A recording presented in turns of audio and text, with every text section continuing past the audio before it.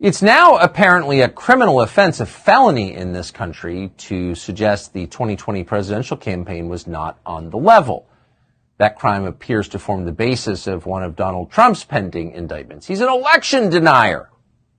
But actually, it's worth denying the legitimacy of that election because it was not fair. Critical information was withheld from voters through censorship, and yes, by the government. That is a fact.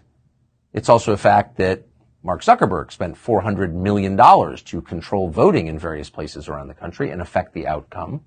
That's not legitimate. It was also conducted in many places through electronic voting machines, and no country should ever use electronic voting machines because fundamentally they cannot be trusted. Why would you trust it? But then there's the question of outright cheating, voter fraud.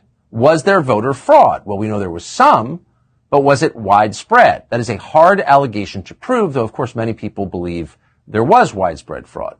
Well, now it turns out we know for a fact that there was, and in fact it can be proven with a poll. Just ask people, did you personally commit voter fraud? Well, that has just been done. And the answer is a huge percentage of people asked in the poll admitted, yes, I committed voter fraud. It's remarkable. Justin Haskins is a senior fellow at the Heartland Institute. He joins us now with details. Justin, thanks so much for coming on.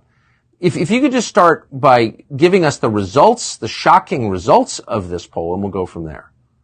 Sure. So it was pretty straightforward. We asked people a series of questions.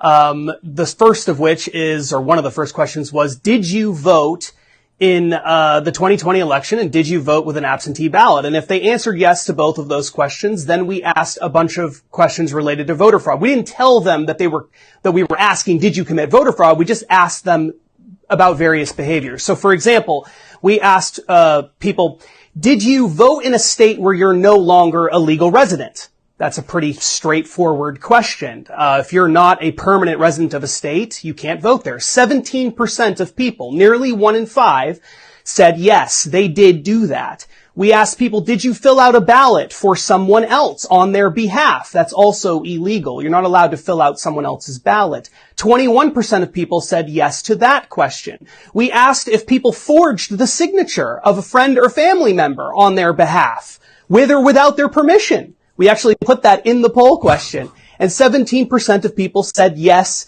to that. So, all told, it's at least, and I say at least, 1 in 5 mail-in ballots involved some kind of fraudulent activity. But we didn't just stop there. We also asked everyone, whether they voted via mail-in ballot or not, so in-person voting as well, do you know anyone who personally, in your personal life, a friend, a family member, acquaintance, someone from work, has anyone ever admitted to you that they did one of these kinds of forms of voter fraud?